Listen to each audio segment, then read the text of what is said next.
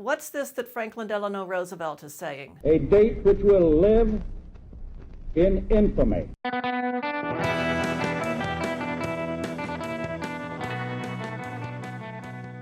Okay, let's do some grammar splaining. I'm your friendly neighborhood language geek, and I get off on this sort of thing.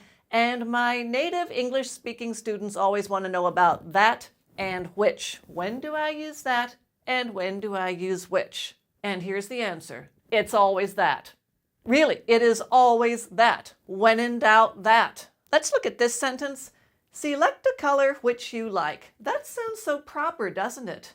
Well, it's wrong. Select a color that you like. When in doubt, that. How about this sentence? It was your advice which helped her. That sounds so proper too, doesn't it? But it's not. When in doubt, that. It was your advice that helped her. Okay, those are short, simple sentences, but what about longer, more complicated sentences like this one that I found on the internet? It was this frustration which caused him to propose an alternative objective. Shouldn't that be which? No. When in doubt, that. It was this frustration that caused him to propose an alternative objective.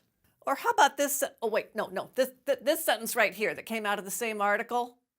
Young men on both sides were cut down in yet another battle which would yield nothing more than additional corpses. It sounds so educated, doesn't it? But it really should be that. Young men on both sides were cut down in yet another battle that would yield nothing more than additional corpses. When in doubt, that. And what's this that Franklin Delano Roosevelt is saying? Yesterday, December 7th, 1941,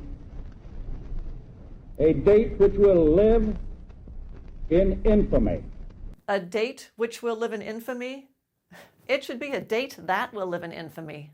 Now, obviously, some intelligent, educated people are overusing which, so it might cause you some confusion, but stick with that rule. When in doubt, that, and you'll never go wrong. When in doubt, that is a functional rule. There's also a formal rule. FYI, here it is. That introduces a restrictive clause, whereas which introduces a non-restrictive clause. You do not have to know this rule. You do not have to understand it. You don't have to consciously apply it. If you follow the functional rule, when in doubt, that, you will automatically be following the formal rule. So when do you use which? Don't worry about it. Your native English instincts will prevent you from ever missing a which when you need one. She told me off in public, which I did not appreciate.